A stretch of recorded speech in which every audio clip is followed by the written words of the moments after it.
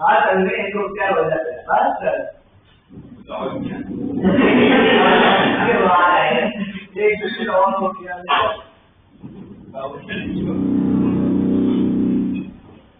एक ना निकाली मात्रा ले दियो लगा जाएगा सही जो तो हम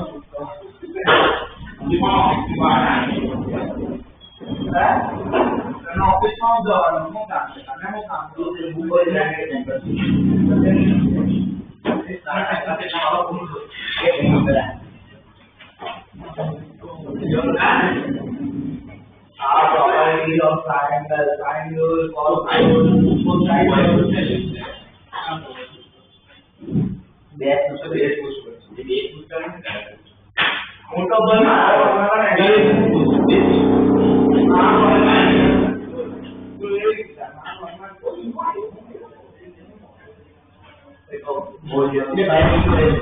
boleh dibayar pin kalau nanti atau pilih di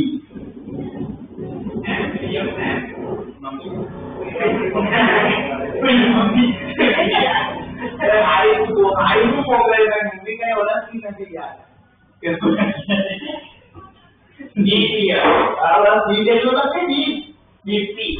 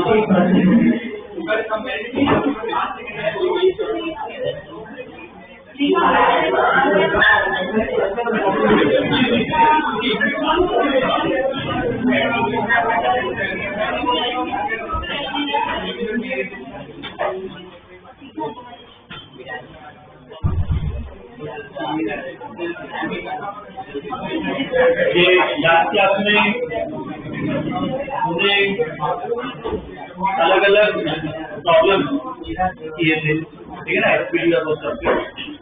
आज एक अलग कोर्स स्टडी करना है टॉपिक की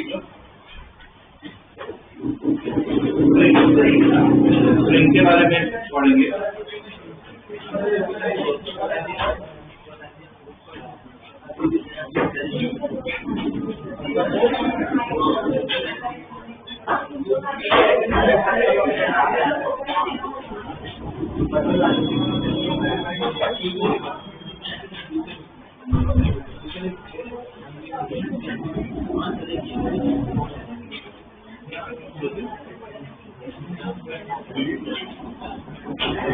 एक क्वेश्चन ये एक काम करो, डोर खुला रखना है तो करो, ये रखो फूल पीछे, फूल रखो डोर के पास फूल रखना, खुला रखना। हाँ खुला रखना।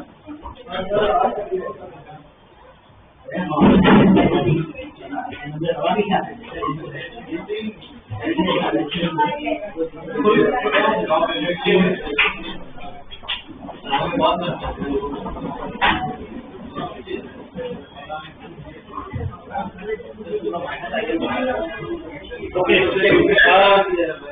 ये स्प्रिंग के बारे में पढ़ते हैं। बेसिक आइडिया दे देता हूँ स्प्रिंग का, ठीक है। इसकी एक अलग इक्वेशन आती है, बाकी ड्रॉ वही करना है हमने, जो स्टेप लिखे थे ना, एफबीडी बनाना, इक्वेशन लिखनी है, प्रोसीजर वही। स्प्रिंग का बस थोड़ा बिहेवियर स्टडी करते हैं। हाँ भाई, कैसे ये स्प्रिंग है, ठीक है। स्प्रिंग का शेप कैसा होता है? कॉइल जैसा होता है, उसका ना शेप होता है। कॉइल का नाम होता है, क्या कहते हैं शेप को? पता है? सर्कल घूमता है, क्या कहते हैं? क्या कहते होते हैं? हेलिक्स। क्या कहते हैं? हेलिक्स। जैसा जो शेप, टेलीफोन वायर जैसा कैसा शेप होता है? हेलिक्स। देखो दो शेप आते हैं, कंफ्यूजन नहीं होना चाहिए। एक होता है हेलिक्स, दूसरा होता है स्पाइरल। स्पाइरल कैसा शेप होता है? कैसे सर्कल बड़ा होते जाता है, मतलब जलेबी का शेप क्या होता है? स्पाइरल। काफी बार ना इंटरचेंज करते हैं, पर हमें मीनिंग पता होना चाहिए। स्पाइरल शेप अलग होता है, हेलिक्स शेप अलग होता है, ठीक है। तो स्प्रिंग जो है, स्प्रिंग कौन सा केस हम देख रहे हैं? हेलिक्स वाला। ओके, अब मान लो स्प्रिंग ऐसे ही है। ये स्प्रिंग अपनी नेचुरल लेंथ पे मतलब क्या है? नेचुरल लेंथ पे है, इसलिए हमने स्प्रिंग को कंप्रेस भी नहीं किया, स्प्रिंग को एक्सटेंड भी नहीं किया। तो इस केस में स्प्रिंग क्या करेगी? कोई फोर्स नहीं लगाएगी। अगर मैं स्प्रिंग को कंप्रेस करूं तो स्प्रिंग कहाँ पे फोर्स लगेगी? मान लो ऐसे स्प्रिंग है, स्प्रिंग में कंप्रेस करूं, कहाँ पे लगाएगी? बाहर की तरफ होता है। और मैं स्प्रिंग को खींचूं तो कहाँ पे लगेगी? अंदर। पर स्प्रिंग ऐसा रखा है, तब कोई फोर्स नहीं लगेगा, ठीक है। तो नेचुरल लेंथ पे हो तो स्प्रिंग फोर्स क्या होगा? कोई फोर्स नहीं। अब इसको एक्सटेंड करते हैं। मान लो स्प्रिंग को ऐसे एक्सटेंड कर दिया, यहाँ तक लिखा है। तो स्प्रिंग को कितना एक्सटेंड किया? कोई एक पार्ट पकड़ो यहाँ पे, स्प्रिंग को इतना एक्सटेंड किया इस तरफ। अब स्प्रिंग एक्सटेंड हो रही है, तो इधर मुझे बताओ, यहाँ पे स्प्रिंग फोर्स किस तरफ लगेगा? स्प्रिंग फोर्स किस तरफ लगेगा? इसका अगर एफबीडी बना है तो एफबीडी कैसा होगा? नीचे एमजी, ऊपर एम। बोलो कहाँ पे लगेगा spring force? Spring force draw करना है। ये ब्लॉक को छोड़ दो, ब्लॉक किस तरफ जाएगा? अगर मैं यहाँ पे ऐसे स्प्रिंग को खींचूं और छोड़ दूं, ब्लॉक कहाँ पे जाएगा? वो किसकी वजह से जाएगा? स्प्रिंग फोर्स का इस तरफ लगेगा। सिंपल लॉजिक क्या है? स्प्रिंग को अगर खींचो तो स्प्रिंग क्या करेगी? पुल करेगी, ठीक है, पुलिंग फोर्स लगाएगी। तो स्प्रिंग को एक्सटेंड किया तो स्प्रिंग क्या पुलिंग फोर्स लगाएगी, तो फोर्स क्या इस तरफ लगेगी। क्या लिखेंगे? एफ एच, ठीक है, स्प्रिंग को। अब क्या करते हैं? स्प्रिंग को कंप्रेस करते हैं। स्प्रिंग को अगर मैं इधर से ऐसे कंप्रेस करूं, ऐसे कंप्रेस कर दिया स्प्रिंग को, तो इधर देखो, यहाँ पे नेचुरल इधर था, यहाँ पे पहुंच गया। स्प्रिंग को अब इतना कंप्रेस कर रहे हैं। अब अगर इधर मैं डायग्राम बनाऊंगी, इधर मैं एफबीडी बनाऊंगी, अगर नीचे एमजी, ऊपर एमजी, अब स्प्रिंग फोर्स कहाँ पे लगेगा? इधर इस तरफ पुश करें। अगर स्प्रिंग को कंप्रेस करो तो स्प्रिंग क्या करती है? पुश करती है। तो स्प्रिंग है ना, दोनों फोर्स लगा सकती है, pushing force as well as pulling force. कब कौन सा लगाया पता होना चाहिए। स्प्रिंग अगर एक्सटेंड हो रही है तो क्या लगाओगे? Pulling force. कंप्रेस हो रही है तो क्या लगाएंगे? पुशिंग, ठीक, पुशिंग।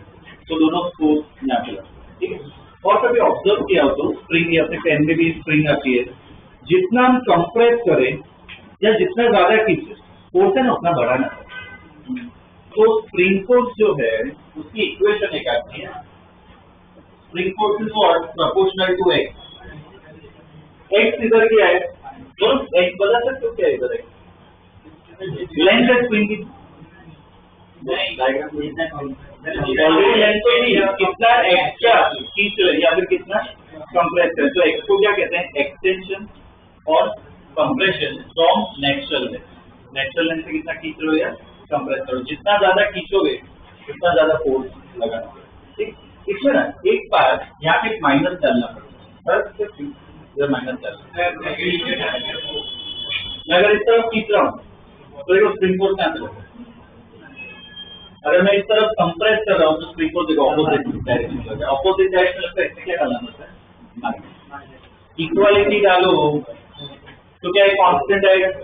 यहाँ पे वो जो कांस्टेंट है के से डिनोट करते हैं। जो के है एक को कहते हैं स्प्रिंग कॉन्स्टेंट, ठीक, एक को कहते हैं स्प्रिंग कॉन्स्टेंट। तो आज हम इसके बारे में स्टडी करना है, एसवीडी ही सॉल्व करेंगे, बस स्प्रिंग को सब आएगा प्रॉब्लम, ठीक है। पहले स्टेटमेंट लिखा है वो लिख लो, बाद में ड्रॉ कर लेना। देखो स्प्रिंग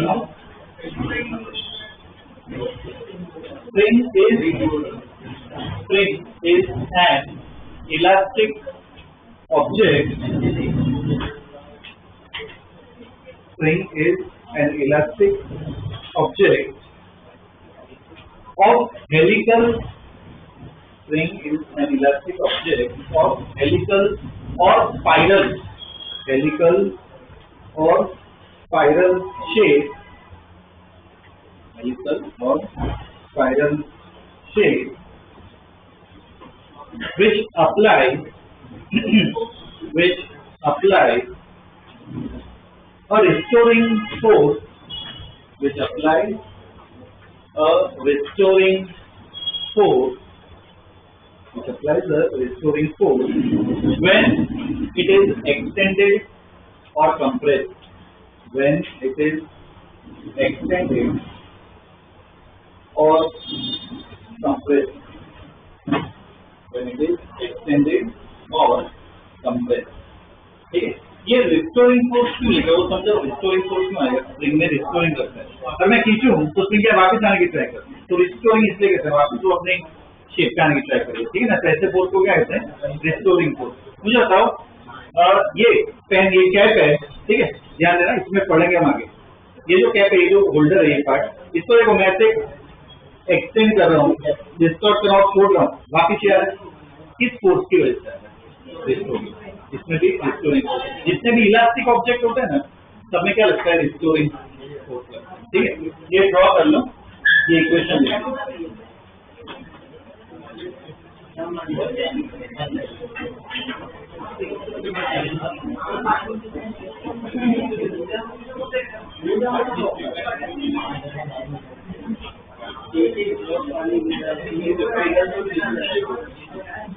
फटाफट ड्रॉ करो।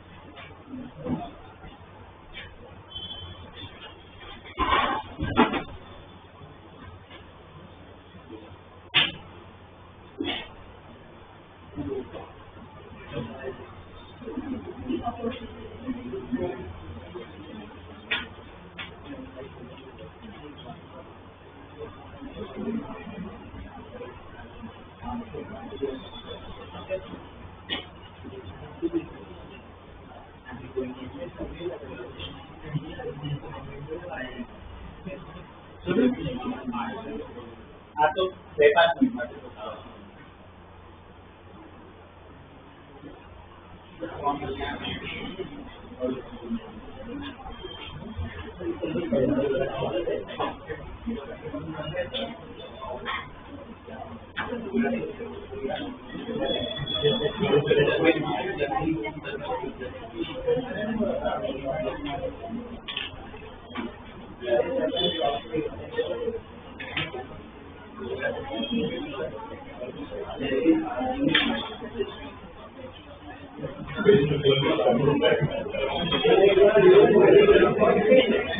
यहाँ पे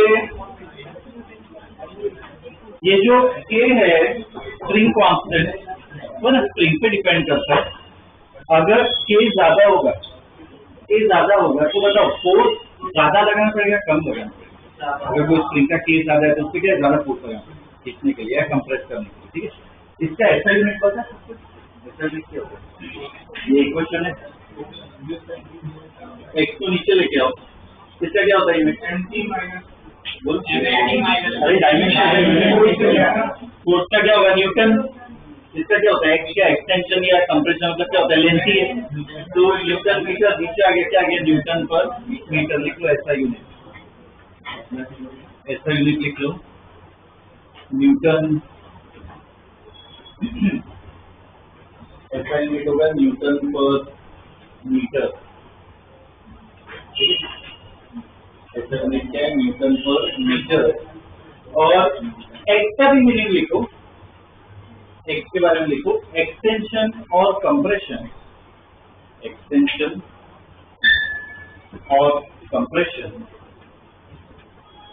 फ्रॉम नेचुरल लेंथ, एक्सटेंशन और compression from natural length, extension और कंप्रेशन फ्रॉम नेचुरल लेंथ, ठीक है। इसके अलग अलग टाइप के प्रॉब्लम्स देख लेते हैं, ठीक है। देखो, अच्छा एक स्टेटमेंट डाल दो, spring applies pulling force, spring applies pulling force when it is extended, spring applies pulling force when it is extended, and pushing force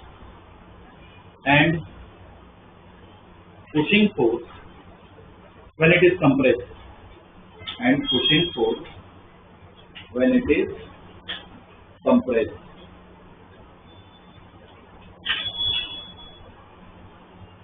okay, ठीक है।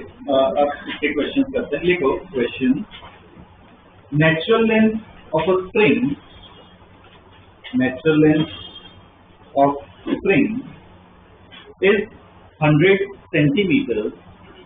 Natural length of a spring is 100 centimeters, and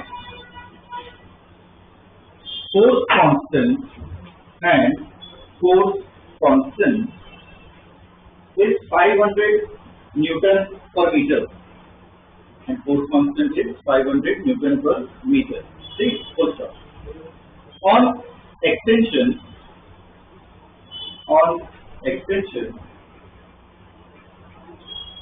its length, on extension, its length becomes 110 centimeters. On extension, its length becomes 110 centimeters. ठीक है? Find spring force. Find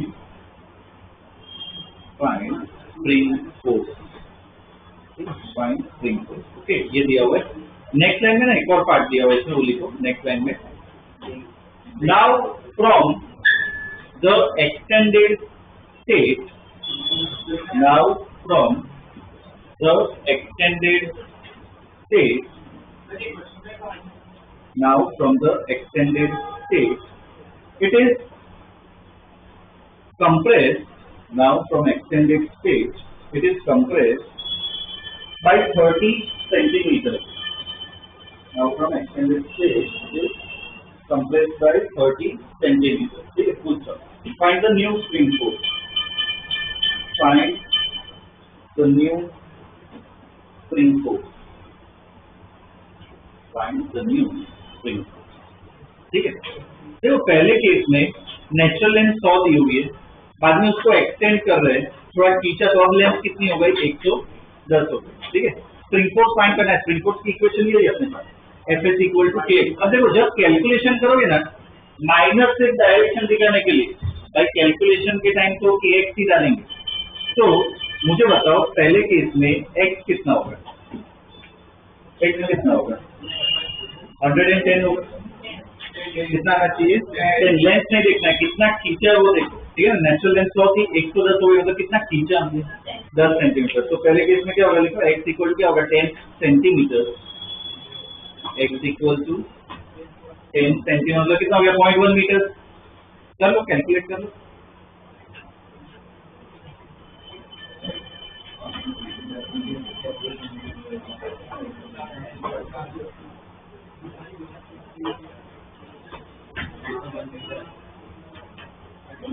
क्या होगा, F S equal to के, क्या दिया हुआ है 500। मैंने अभी तो बोला माइनस साइन नहीं डालना, फिर वैल्यू पे ध्यान देना है। एक्स कितना होगा, 0.1। तो स्प्रिंग फोर्स कितना लग रहा है, 50 न्यूटन, ठीक है। पहले केस में कितना लगेगा, 50 न्यूटन स्प्रिंग फोर्स लगेगा। दूसरा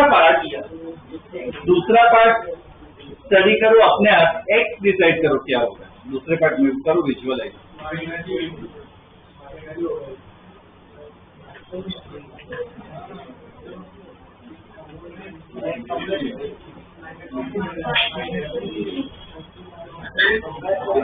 क्या होगा,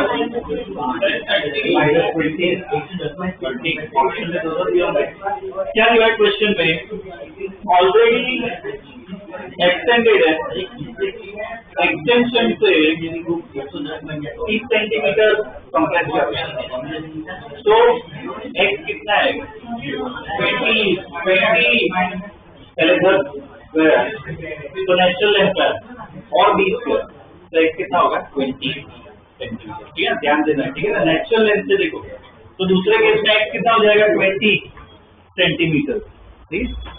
दूसरे केस में एक्स कितना होगा, 20 सेंटीमीटर। गिन लो,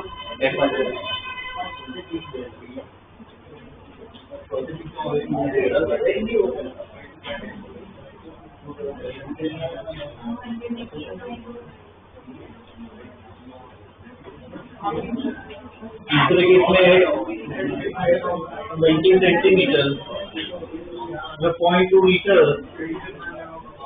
तो एफ एस इक्वल टू के है 500 इंटू 0.2 कितना आएगा, 100 न्यूटन, ठीक है। अब स्प्रिंग फोर्स कितना आएगा, 100 न्यूटन, ठीक है। तो एक्स से क्या है, ध्यान देना है, ठीक है। Next question, a block of mass 10 kg, a block of mass 10 kg is hanging vertically,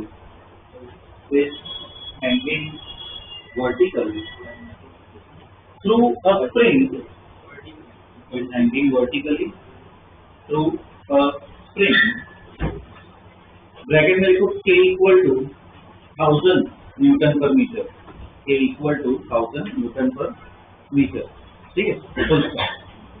इतना विजुअलाइज करो, हैंग कर रहे हैं, स्प्रिंग से हैंग कर रहे हैं, एक्सटेंशन हो गया कंप्रेशन। फाइंड एक्सटेंशन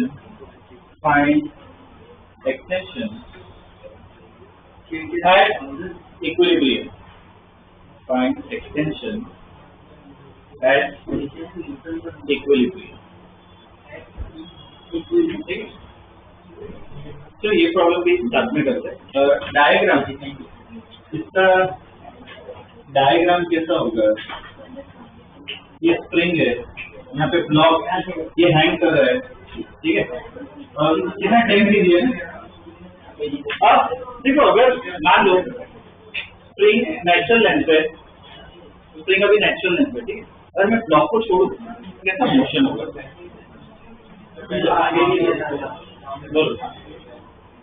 स्प्रिंग अभी नेचुरल लेंथ है और ब्लॉक ऐसे पकड़ के रखा है, मैं छोड़ दूं ब्लॉक को,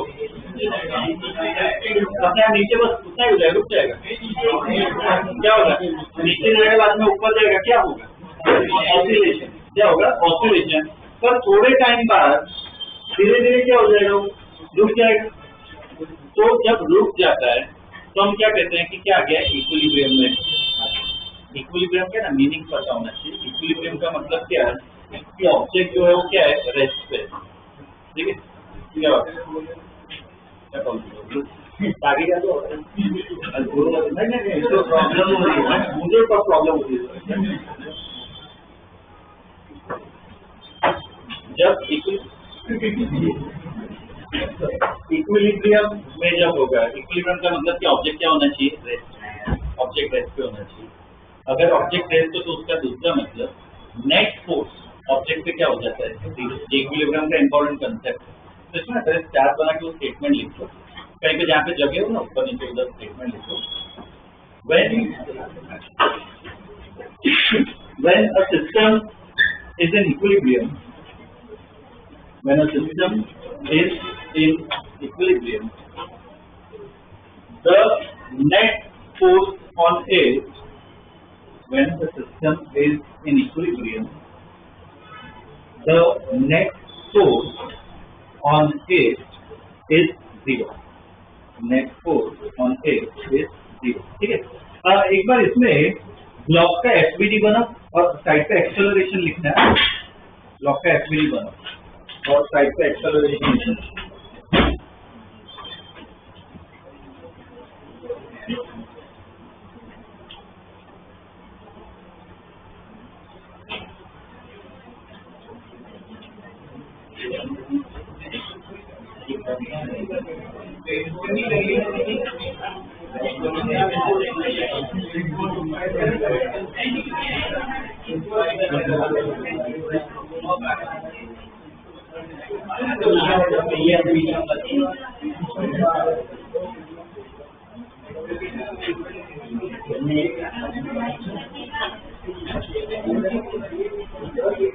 क्या होगा, एफबीडी नीचे क्या आएगा, एमजी डायरेक्ट वैल्यू ही डाल दो, कितनी 100 न्यूटन। ठीक है, और क्या लगेगा, देखो यहाँ पे ये पार्ट स्प्रिंग है, स्प्रिंग कनेक्टेड है, डायरेक्ट क्या स्प्रिंग फोर्स ही बना है, टेंशन नहीं बनाना है, इधर क्या बनेगा स्प्रिंग फोर्स। बस कहाँ पे स्प्रिंग फोर्स रहेगा, ऊपर या नीचे, ऊपर। स्प्रिंग दोनों फोर्स लगा सकता है, pushing as well as pulling. Spring का एक्सटेंडेड तो स्प्रिंग कौन सा फोर्स लगाएगी, पुलिंग। तो यहाँ का जो पुल करना है, क्या पे पुल करेंगे, ऊपर। ठीक है, तो ऊपर क्या लिखना है, एफएस, और साइड पे एक्सेलरेशन, बोलो क्या होगा, जीरो। इक्विलिब्रियम मतलब एक्सेलरेशन क्या होगा, जीरो। क्या होगी इक्वेशन, बोलो एफएस माइनस 100 इक्वल टू क्या होता है, एफएस माइनस 100 इक्वल क्या होता है, क्या होगा, जीरो। तो एफएस इक्वल टू 100, एफएस की इक्वेशन आपको पता है, AX निकाल दो।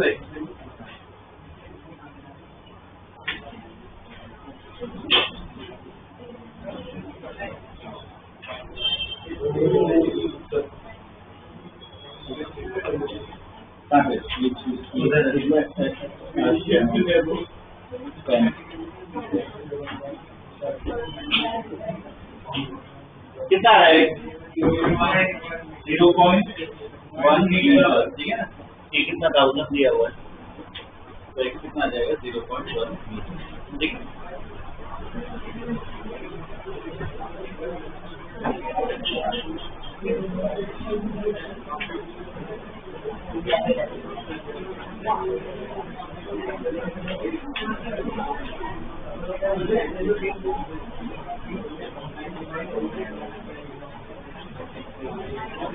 चलो नेक्स्ट क्वेश्चन ड्रॉ करो।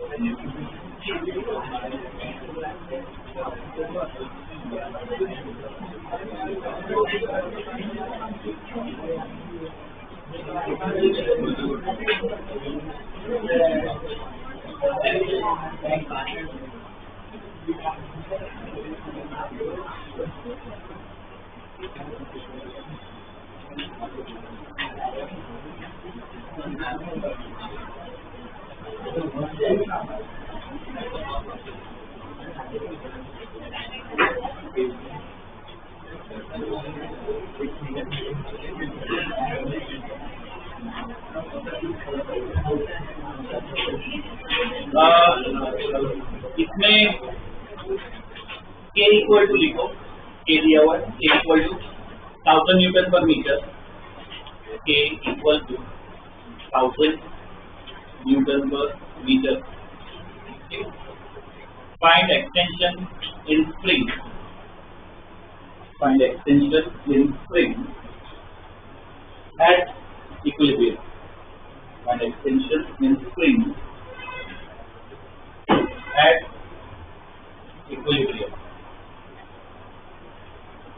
Find extension in spring at equilibrium. Okay, ये दिया हुआ है. अब इसमें सिर्फ इक्विलिब्रियम है. ये देखो, वेट की वजह से क्या ये नीचे जाएगा, पुली जो है वो भी थोड़ा नीचे जाएगा. स्प्रिंग का है तो ये एक्सटेंड होगा. ओके, इसमें मुझे बताओ किसका एफबीडी बना. एक ब्लॉक का एफबीडी बनेगा तो उससे सॉल्व नहीं होगा. पुली का एक ब्लॉक का भी बनाओगे, पुली का भी बनाओ. ठीक, दोनों का एफबीडी बनाओ. साइड का एक्सेलरेशन लिखो, ट्राई करो. ब्लॉक का एफबीडी बनाओ तो पुली का एफबीडी बनाओ. पुली मार्कलेस है, उसने दिया था पुली मार्कलेस.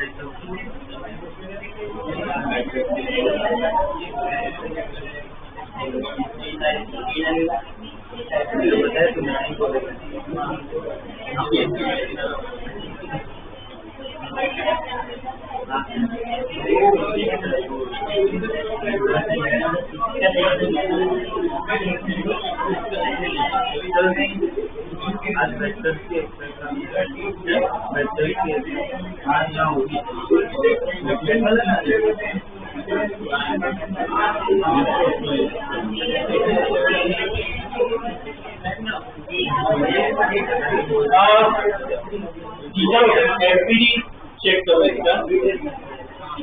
ब्लॉक का एफबीडी, ब्लॉक का तो सब सही बना रहे, इसमें इश्यू नहीं है. यहाँ पे 100 न्यूटन ऊपर क्या लगेगा, स्प्रिंग. तो टेंशन स्प्रिंग है ना, ये को टेंशन T1 ले लेते हैं. एक्सेलरेशन क्या होगा, अब पुली का एफबीडी हमने लास्ट क्लास में पुली का भी एफबीडी बनाया था. बोलो चलो पुली का एफबीडी क्या होगा. इधर यहाँ पे स्प्रिंग कनेक्टेड, टेंशन बनाया कहाँ पे ड्रॉप, नीचे नीचे क्या लिखो, T1 है ना, हमने इधर T1 लिया है.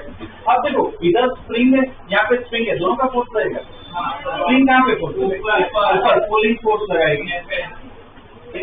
ऊपर क्या होगा, इधर स्प्रिंग है, T1 लिखो, T2 अलग. ठीक है, ये इसका एफबीडी होगा और इसका भी एक्सेलरेशन क्या होगा.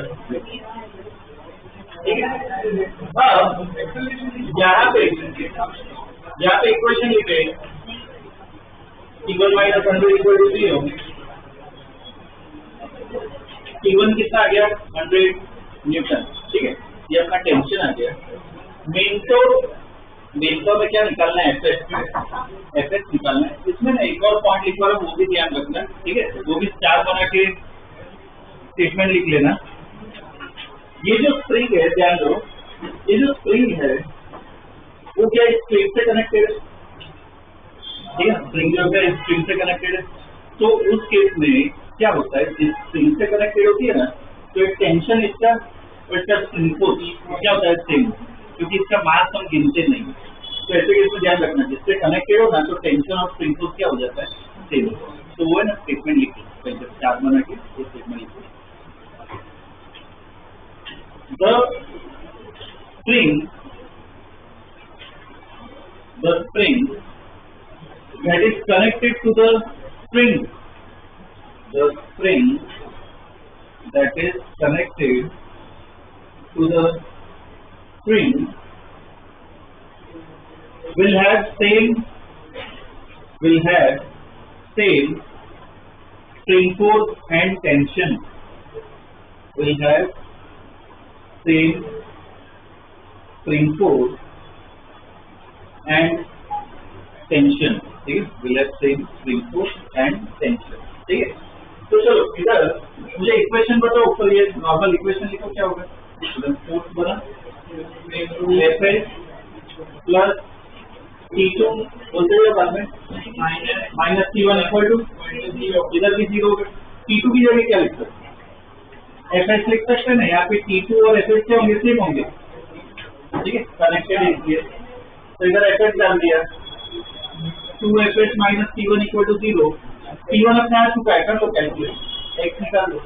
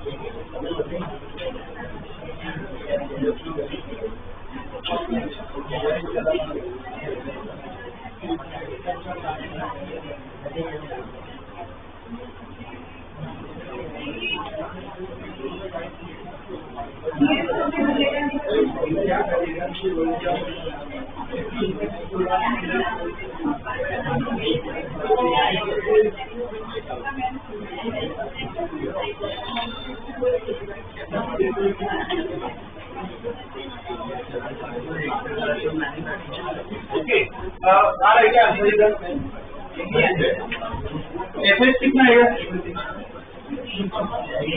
50 वाला, Fs इक्वल टू K है, K कितना था नहीं है,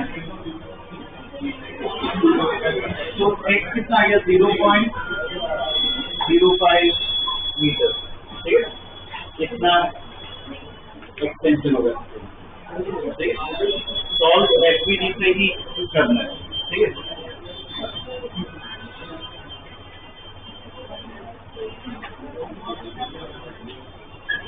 Next question, problem.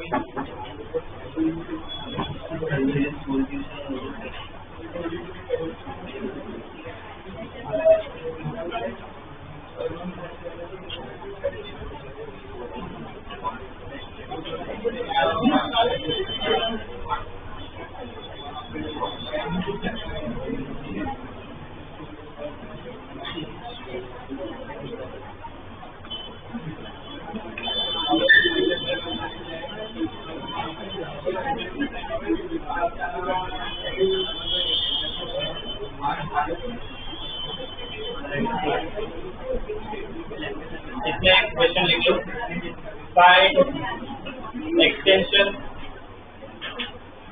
Extension slash compression,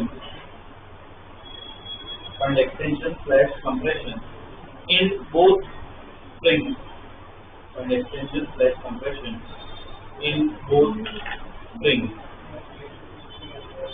ठीक है। अब इस एट इक्विलिब्रियम वो एट इक्विलिब्रियम, ठीक है। चलो इसमें इक्विलिब्रियम पे तो ऊपर वाली स्प्रिंग क्या होगी, एक्सटेंडेड होगी, mg नीचे एक तरफ लग रहा है, ऊपर वाली स्प्रिंग एक्सटेंड होगी, नीचे वाली क्या हो जाएगी, कंप्रेस हो जाएगी, ठीक है ना। तो इसमें FPD, इसका FPD ड्रॉ करो, कुछ स्प्रिंग फोर्स वो सब बनाओ, और इधर ध्यान दो, हमने ना लास्ट क्लास में से इंक्लाइन वाला किया था, याद हो तो ध्यान दो, इसमें इधर लिखा है खुद ट्राई करना, इसलिए इसका FPD देखो कैसा होगा, नीचे mg आएगा, इधर mg आएगा, नीचे नॉर्मल कहाँ पे इसमें किसके कंपोनेंट mg के कंपोनेंट बनाने, एक कंपोनेंट यहाँ पे बनेगा, एक कंपोनेंट इधर, लास्ट में हमने किया था लास्ट क्लास में, जैसे उसका रेफरेंस ले लो, करो ट्राई, सॉल्व करने की ट्राई करो। चलो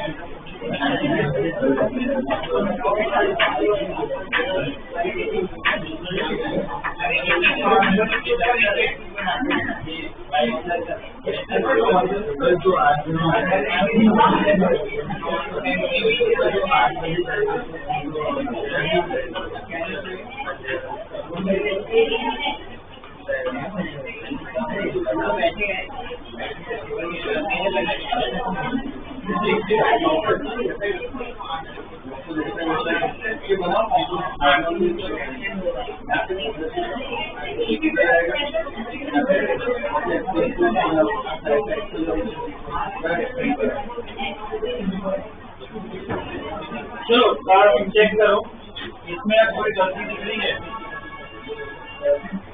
देखो यहाँ पे ध्यान देना, ऐसे टाइप की प्रॉब्लम जाते हैं कॉम्पिटिटिव लेवल पे अगर देखोगे, ठीक है ना, प्रॉपर्ली एसपीडी बनाना जरूरी है। यहाँ पे नीचे क्या लग रहा है एमजी, इस तरह क्या लग रहा है नॉर्मल, ठीक है। पहले तो जितने फोर्स लग रहे हैं वो ड्रॉ कर लो। एमजी नीचे लग रहा है, सब नॉर्मल रहेगा। स्प्रिंग फोर्स, कितने स्प्रिंग फोर्स लगेगी? इधर वाली स्प्रिंग क्या करेगी, पुश या पुल?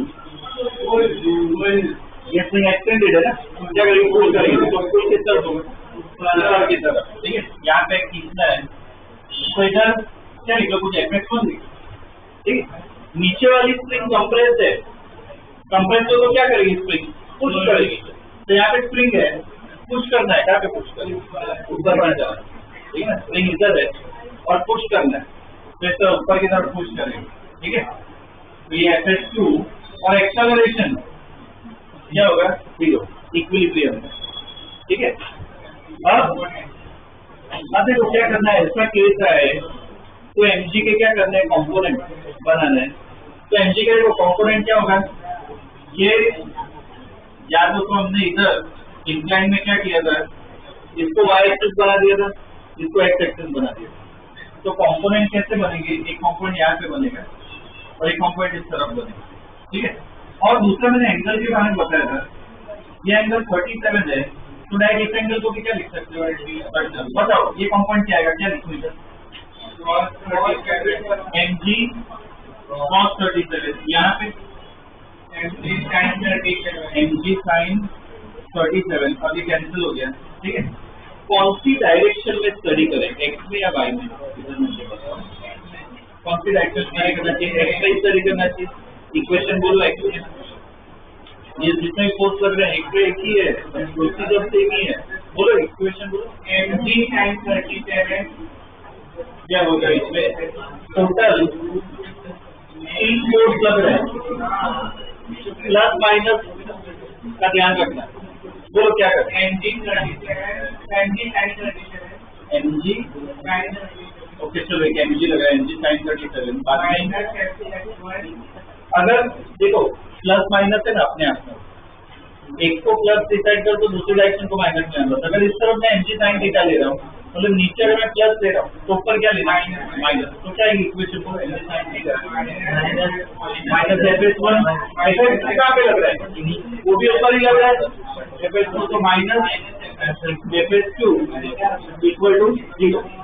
ठीक है, अब देखो mg sin 37 माइनस fs का फॉर्मूला है, fs का फॉर्मूला पता है kx। तो अच्छा अब ये बताओ इसका x और इसका x सेम होगा कि अलग होगा, तो डिसाइड करना खुद सोचना होता है, x सेम होगा कि अलग होगा। ये ब्लॉक इधर सीधा है, वैसे नीचे आ रहा है, ये सेम होगा कि अलग होगा। मान लो ये 5 सेंटीमीटर नीचे आया है, ये 5 सेंटीमीटर नीचे, मतलब इसमें एक्सटेंशन कितना 5 सेंटीमीटर, इसमें कंप्रेशन भी इतना ही होगा, x क्या होगा सेम होगा इधर। ठीक है, k1 के तो अलग है, x क्या होगा सेम, तो इधर इक्वेशन क्या बनेगी k1x और यहाँ पे क्या होगा k2। चलो सब x से निकाल लें, निकाल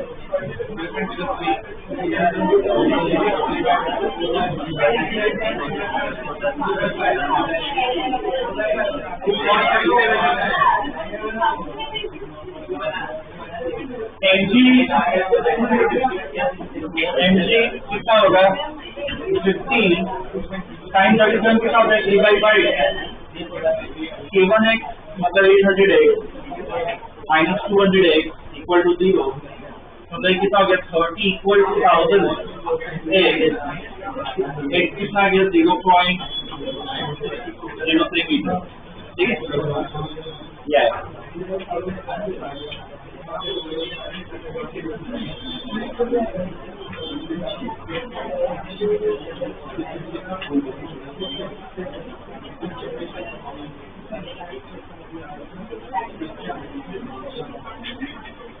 next question, draw the diagram.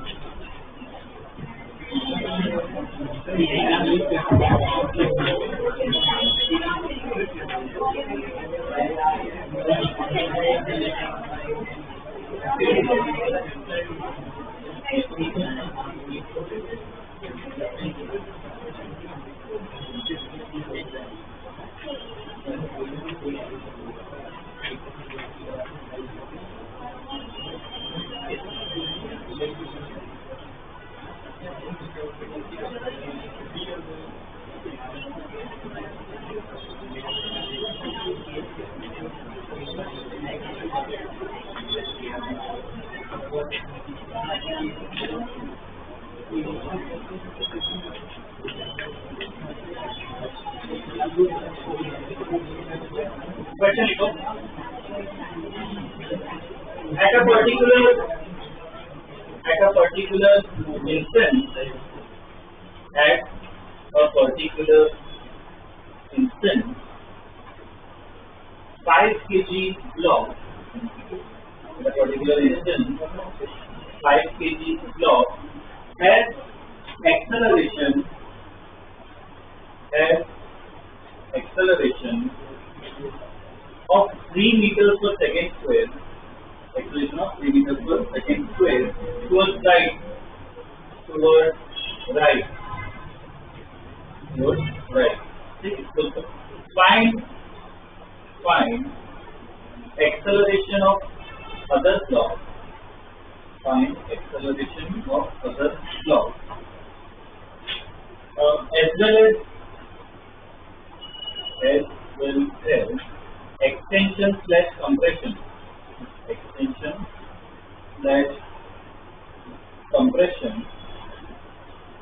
in the spring. Extension slash compression in the spring. ठीक है। पहले ना इस केस में मुझे बताओ, अगर ऐसे स्प्रिंग से कनेक्टेड है, मैं 50 न्यूटन का फोर्स इस तरफ लग रहा हूँ, मान लो ये पहले शुरुआत में नेचुरल लेंथ है, ठीक है, जैसे ही रखा हुआ है सिस्टम, मैं 50 न्यूटन से खींच रहा हूँ, तो ये 10 केजी का ब्लॉक तुरंत ही मूव करना स्टार्ट करेगा। क्या होगा? प्रोसेस पूरा समझो, ये नेचुरल लेंथ है, मैं 50 न्यूटन लगा रहा हूँ, तो स्प्रिंग क्या होगी शुरुआत में? थोड़ी एक्सटेंड होगी, उसके बाद स्प्रिंग क्या रहेगा? फोर्स आएगी, मूव करना स्टार्ट करेगा, ये मूव करना स्टार्ट करेगा, आगे जाएगा। अब मुझे बताओ, दोनों साथ में जाएंगे क्या इस केस में? बोलो, दोनों साथ में, मतलब दोनों का एक्सेलरेशन सेम होगा? फिर मेहनत क्यों कर रहा हूँ? आंसर वही नहीं आता। 3 पहले का एक्सेलरेशन लिया है, दूसरे का निकालना है, क्या होगा इसमें? पहले देखो ये आगे जा रहा है, उसके बाद उसके पीछे आ रहा है, तो बाद में स्प्रिंग क्या है? कंप्रेस चार्ज हो सकती है और वापस एक्सटेंड होगी। तो ओवरऑल ये सिस्टम कैसे मूव करेगा? जैसे अंदर अंदर ऑसिलेशन होगा और ओवरऑल सिस्टम क्या होगा? आगे जाएगा। तो इसमें मोशन कैसा होगा? ट्रांसलेशन तो हो ही रहा है, साथ में अंदर अंदर क्या हो रहा है? ऑसिलेशन हो रहा है। तो ऐसा मोशन ना बहुत कॉम्प्लिकेटेड हो जाता है, पूरा स्टडी करना बहुत कॉम्प्लिकेटेड हो जाता है, पर हमें तो एफबीडी से ही सॉल्व करना है, तो एकदम इजीली हो जाएगा। भाई पूरा मोशन स्टडी करना होगा तो बहुत कॉम्प्लिकेटेड हो जाता है। वो ट्रांसलेट भी कर रहा है, ऑसिलेट भी कर रहा है, तो उसकी इक्वेशन क्या है? काफी एडवांस हो जाता है, ठीक है। और हमें एक पर्टिकुलर मोमेंट पे ही स्टडी करना है। तो इसमें ना पहले तो लिख लो सोल्यूशन। क्या लिखोगे? The system undergoes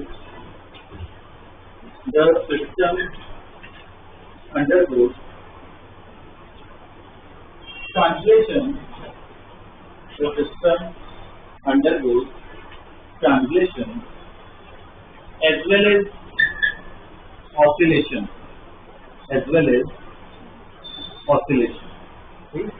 System undergoes translation as well as oscillation. Okay. अब एक पर्टिकुलर मोमेंट पे देखो, इसके बारे में इंफॉर्मेशन दे रखी है, इसका एक्सेलरेशन पता है, फोर्स पता है, हमें स्प्रिंग के बारे में नहीं पता है कि स्प्रिंग एक्सटेंडेड है या कंप्रेस, वो हमें नहीं पता है, वो खुद अपने आप आ जाएगा। एफबीडी बनाएंगे, कुछ अज्यूम कर लो, आंसर में अपने आप आ जाएगा। मान लेते हैं स्प्रिंग है ना कंप्रेस जैसा, इस मोमेंट पे स्प्रिंग कंप्रेस है, इसका एफबीडी बनाओ, सिर्फ 5 केजी का एफबीडी बनाओ, सिर्फ 5 केजी ब्लॉक का एफबीडी बनाओ, सिर्फ 5 केजी ब्लॉक का एफबीडी बनाओ। और साइड पे एक्सेलरेशन लिखा है, साइड पे एक्सेलरेशन लिखो।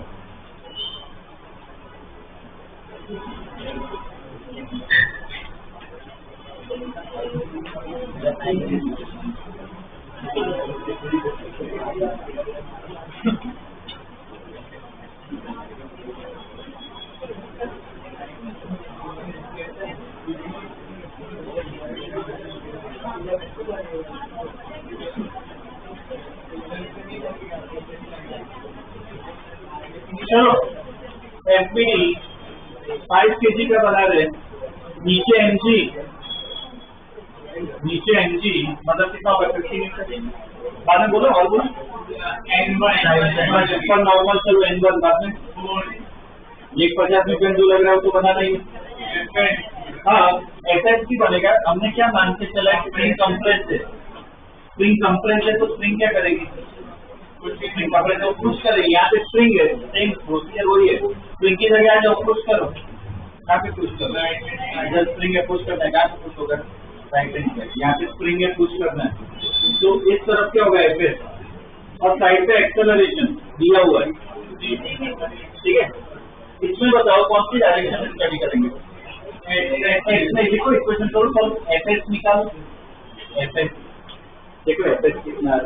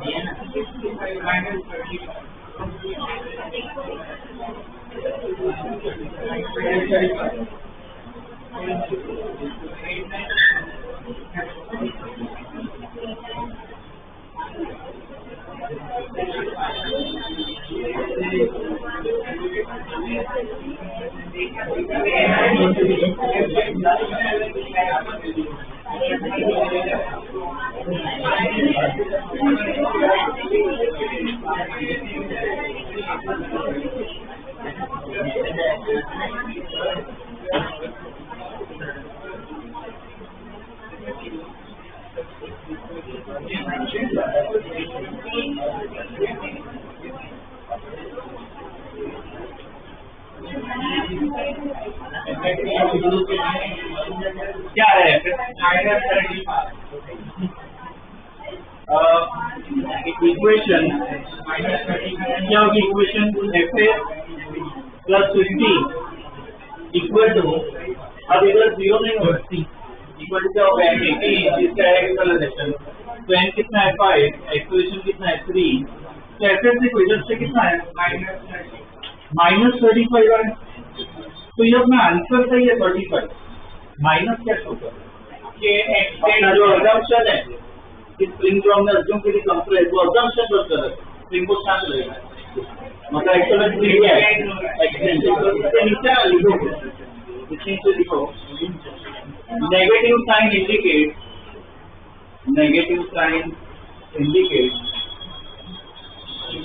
that the direction of spring force, negative sign indicates that the direction of spring force will be opposite. Direction of spring force will be opposite. Spring force will be opposite. ठीक है, full stop. और क्या लिखोगे? It is extended. It is extended. तो extension कुछ है, extension का इस इक्वेशन से आ जाएगा, एफ एस इक्वल टू क्या होता है कि ये,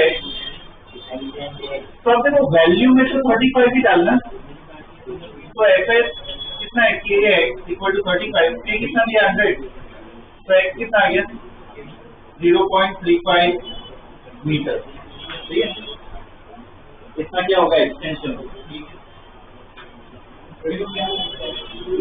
ओके।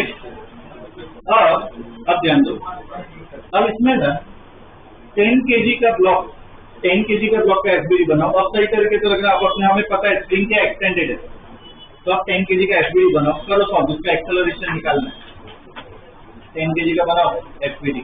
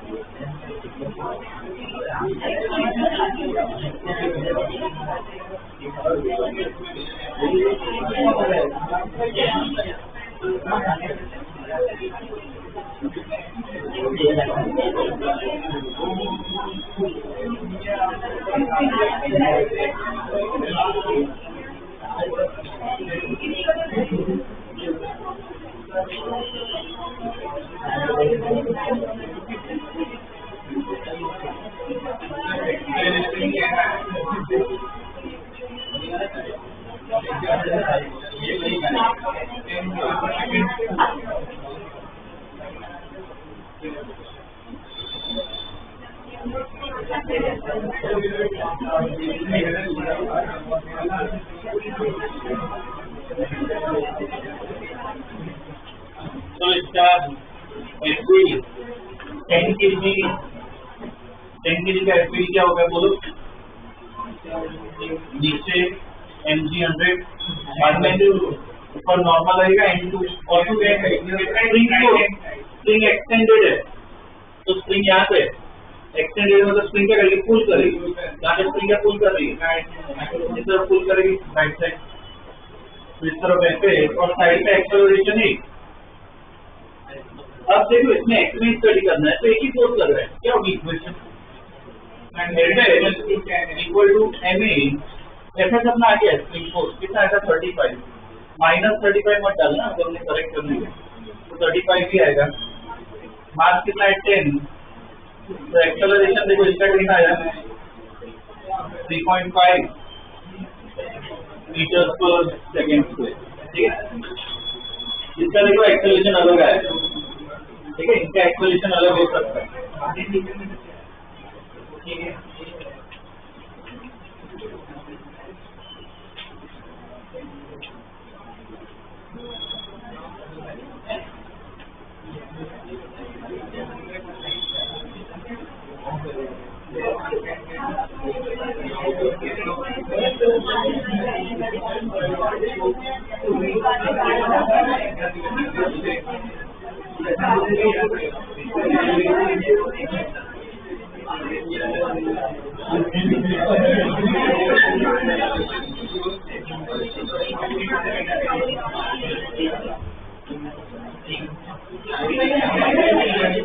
चलो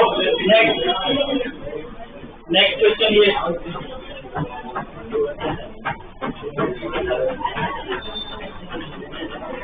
नेक्स्ट ये क्वेश्चन है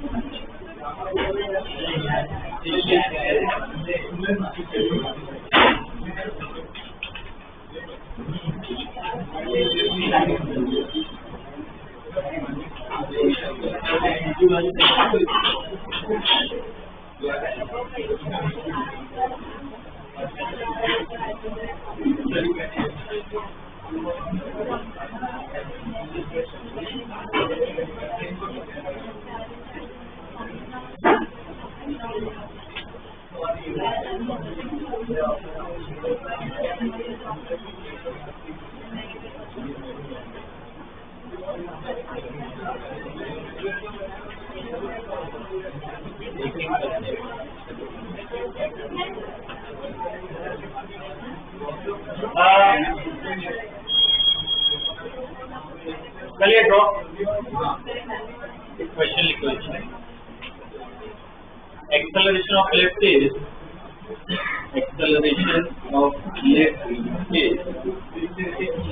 3 meters per second square. Acceleration of lift is 3 meters per second square. ठीक है। The reading of spring balance, the reading of spring balance is 13 kg, 13 kg. ठीक है। Find mass of the block. Find mass of the block. Find mass of the block. ठीक है। अब देखो ऐसा ये डिवाइड किया हुआ, ऐसे ऊपर ही ड्रॉ किया हुआ है, स्प्रिंग के अंदर ऐसे बॉक्स बना है, ऐसे डिवाइड को ना स्प्रिंग बैलेंस कहते हैं। स्प्रिंग बैलेंस शायद देखा कि पक्षी वाले जो होते हैं पेपर और वो सब कलेक्ट करते हैं, तो पेपर का वजन कैसे करते हैं, उनके हाथ में क्या होता है, स्प्रिंग बैलेंस होता है।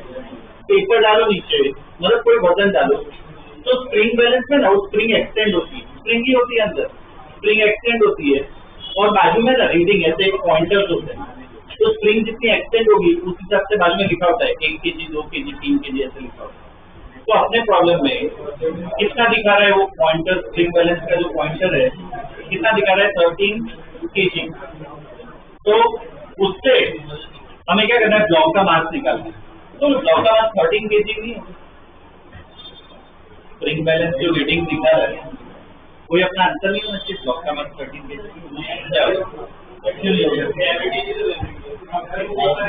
लिफ्ट के अंदर है, क्या होगा, ये एक्सेलरेशन का अंदर होगा, तो उसकी वजह से ये रीडिंग पे ना थोड़ा एरर आएगा। ठीक है, तो सही मतलब ब्लॉक का जो मास है ना 13 kg नहीं है, कुछ और होगा जो फाइंड करना है। इस प्रॉब्लम को मैं नॉर्मली सॉल्व करना है, बस एक एक्स्ट्रा पॉइंट बता रहा हूँ तो इसमें हमें काम आएगा, वो भी 4 बना के लिख लो statement. The reading of spring balance, the reading of spring balance is obtained from spring force on it. The reading of spring balance is obtained from spring force on it. Spring force on it. ठीक है? तो reading का मैं formula लिखवा रहा हूँ, वो लिख लो। रीडिंग ऐसे लिखो, रीडिंग ब्रैकेट में लिखो केजी में, रीडिंग जो अपने होती है केजी में इक्वल टू एफ बाई जी, ये ना रीडिंग का फॉर्मूला होता है। रीडिंग जो है that is equal to F by G. तो जो क्वेश्चन में रीडिंग दे रखी है, ठीक है, जी को तो 10 ही रखेंगे, निकल एफ निकल तो उधर से एफ आ जाएगा, रीडिंग दे रखी है।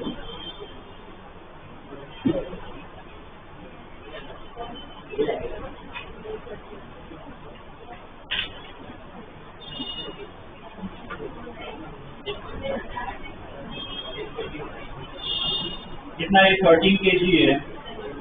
एफ एस बाई जी कितना है? 10। तो एफ एस कितना आ गया?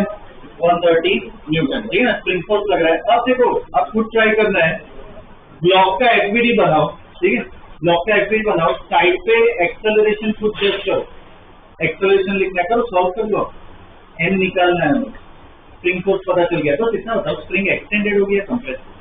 स्प्रिंग बैलेंस में क्या होता है? एक्सटेंडेड ही होता है। स्प्रिंग बैलेंस का काम ही वो स्प्रिंग एक्सटेंडेड ही देता है। ठीक है, करो एफबीडी बनाओ, एक्सेलरेशन साइड पे लिखो, करो सॉल्व, एन निकालना है।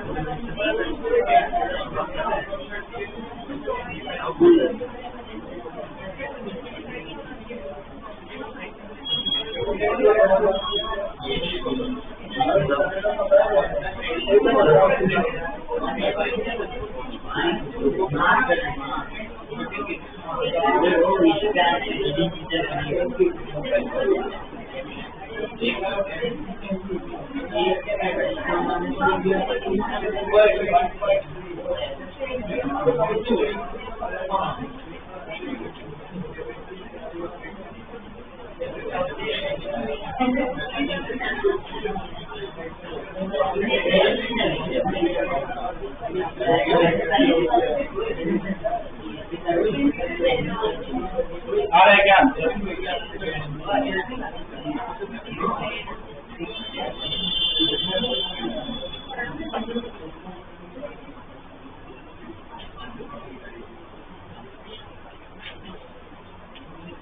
बनाओ एफपीडी इक्वेशन, पूरा सॉल्व करने की ट्राई करो। हाँ, इसमें ऐसे ही टाइप के क्वेश्चन आने वाले हैं।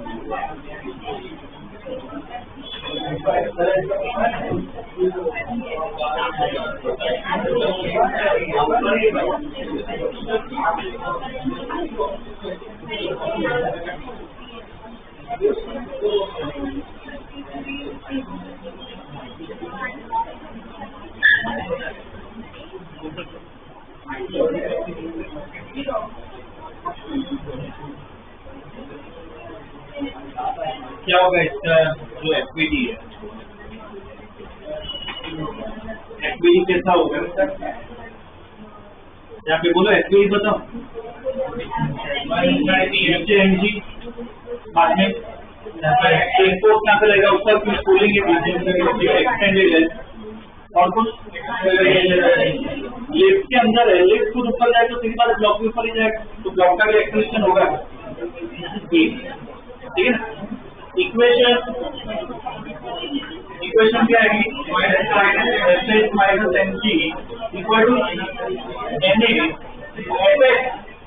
ए एफएफ कितना दिया है 130, एफएफ अपना 130 आ गया है, माइनस एनजी को इस तरफ लेके जाओ, वैसे लिख सकते हैं G+6, तो 130 इक्वल टू G को 10 ही रखते हैं, कितना आ गया B30, 10 और 3 कितना हो गया 13, तो N कितना है 10 मतलब एक्चुअल में ब्लॉक का मास कितना है 10 kg है, 13 kg नहीं है, ठीक है, ब्लॉक का मास कितना है 10 kg।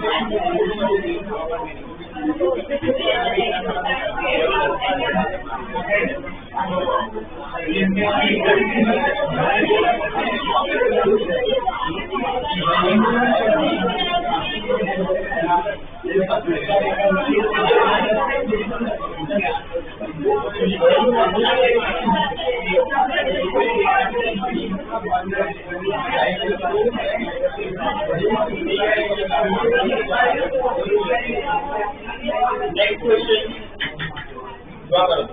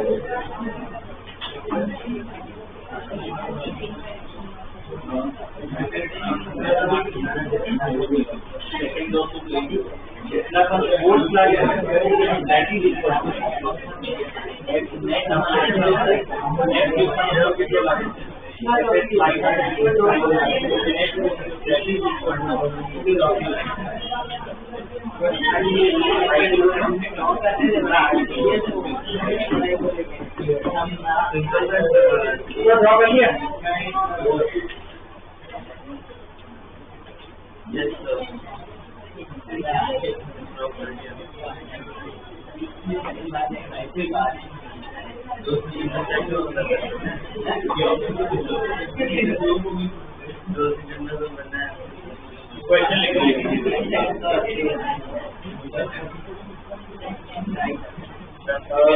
Mass of the person,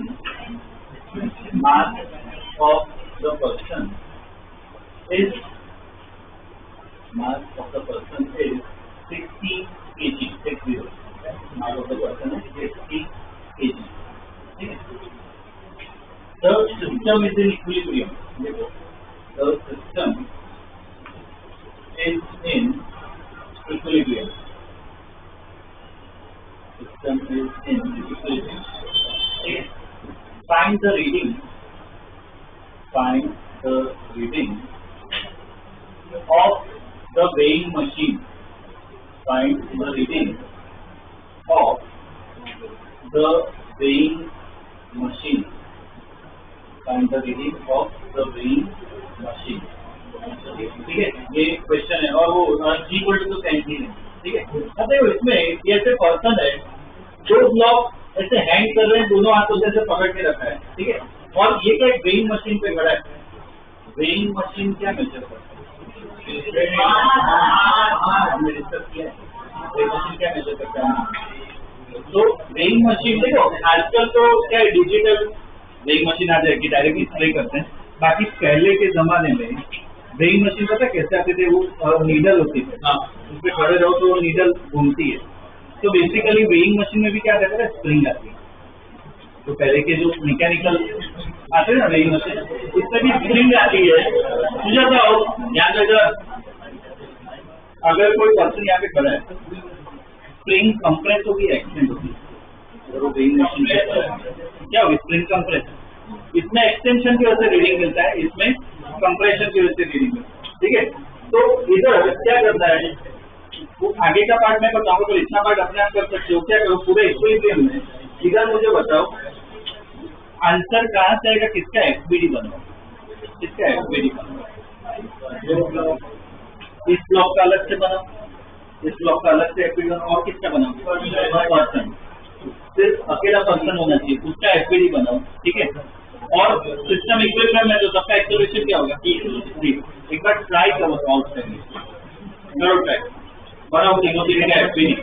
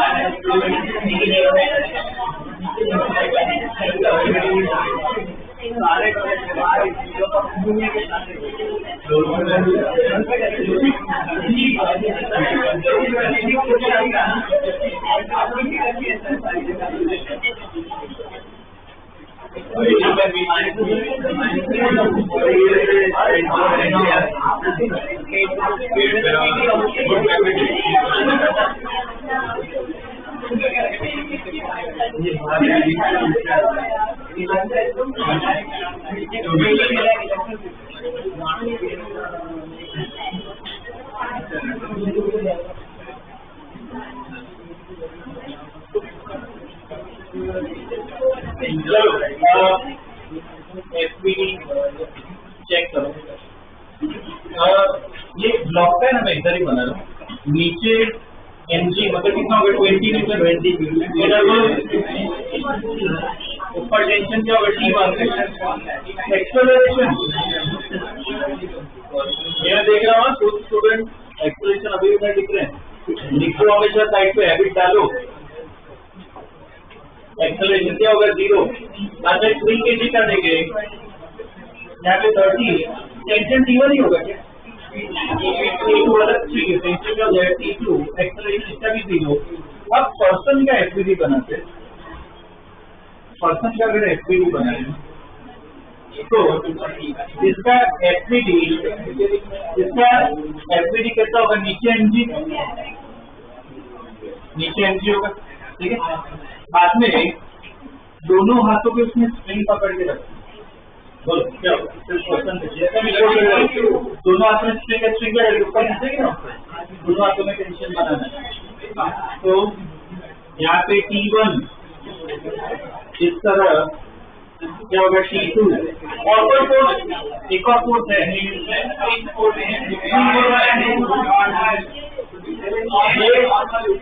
ये वेइंग मशीन पे एक पर्सन स्टैंडिंग है, तो स्टैंडिंग है, खड़ा है, मतलब यहाँ पे क्या कॉन्टेक्ट है, तो क्या बोलोगे नॉर्मल, क्या बोलेगा इधर नॉर्मल, कहाँ पे बनेगा नॉर्मल, ऊपर यहाँ पे नॉर्मल, और इसका भी एक्सेलरेशन क्या होगा 0, ठीक है, इसका भी एक्सेलरेशन 0 आएगा। चलो इस पे इक्वेशन बोलो, इसकी ये दोनों की तो इक्वेशन लिखकर सॉल्व करनी, D1 D2 आ जाएगा, बोलो इसकी इक्वेशन बोलो क्या, 20 इक्वल टू 0, तो T1 इक्वल टू T1 कितना होगा 20 न्यूटन, ठीक है। वैसे इसका एफपीडी इसकी इक्वेशन क्या होगी T2 माइनस 30 इक्वल टू 0, तो T2 इक्वल टू कितना है 30 न्यूटन, ठीक है, T2 equal to 30 yes sir, okay. अब ये आ गया, इसकी इक्वेशन लो, यहाँ से हमें n निकालना है, तो करो सॉल्व, n निकालो, करो n निकालो, n की वैल्यू निकालो, n को तो दिया है ना, n निकालो नॉर्मल,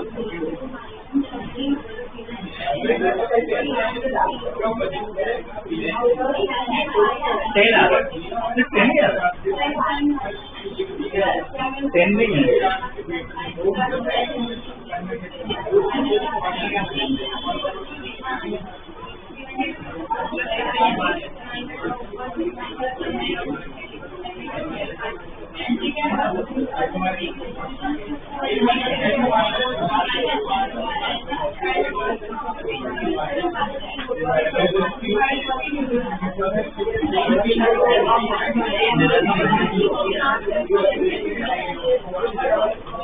क्या है answer,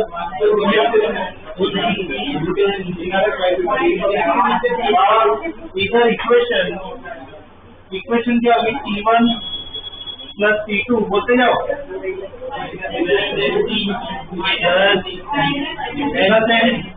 minus energy equal to 0, और ये 20 30 m कितना 60 है, कितना 600 हो गया, तो n इक्वल टू कितना है 550 न्यूटन, ठीक है ना, n कितना है 550 Newton.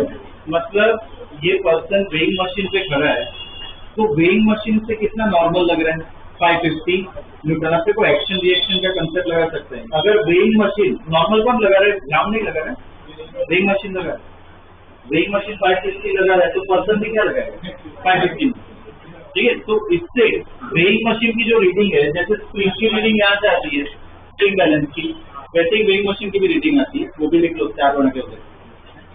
Reading of weighing machine, reading of weighing machine, reading of weighing machine is obtained from the normal force. Reading of the weighing machine is obtained from the normal force acting on it. Normal force acting on this, ठीक है। तो उसमें लिखो, उधर ऐसे लिखो reading वगैरह को kg इक्वल टू क्या होगा इधर n/g, इधर रीडिंग है ना n/g से मिल गया, लिख लो रीडिंग हमें चाहिए, ठीक है kg में, तो क्या होगा n/g होगा, ठीक है।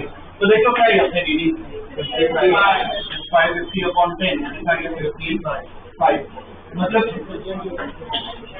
वेइंग मशीन कितना दिखेगा, भले पर्सन का मास 60 kg है, वेइंग मशीन कितना दिखाएगी 55, ठीक है 55।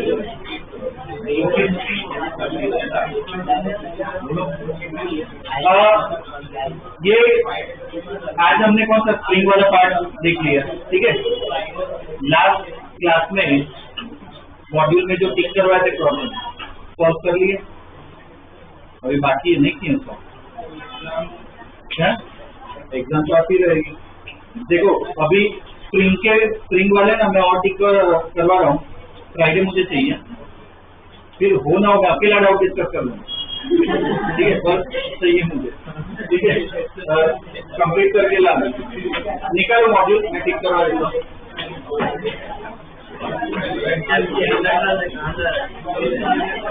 मॉड्यूल निकालो और नेक्स्ट क्लास में मॉड्यूल भी रखो सब साथ में, मॉड्यूल निकालो उसमें टिक करवा देता हूँ स्प्रिंग के प्रॉब्लम।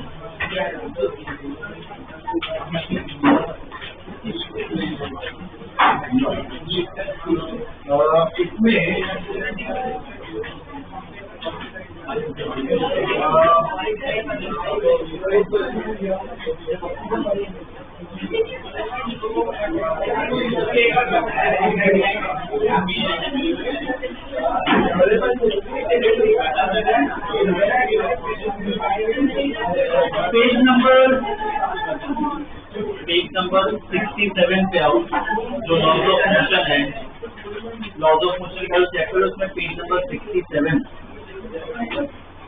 67 पे डीपीपी 4 दिखेगी, क्वेश्चन नंबर दिख रही है, क्वेश्चन नंबर डीपीपी 4, उसमें टिक करो, डीपीपी 4 में पहला एक टिक करो, सेकेंड बाद में 4 पे 7 और 8, ठीक है, इतने ठीक है, फ्राइडे तक कंप्लीट करो, ये डिस्कस करेंगे डाउट। यहाँ पे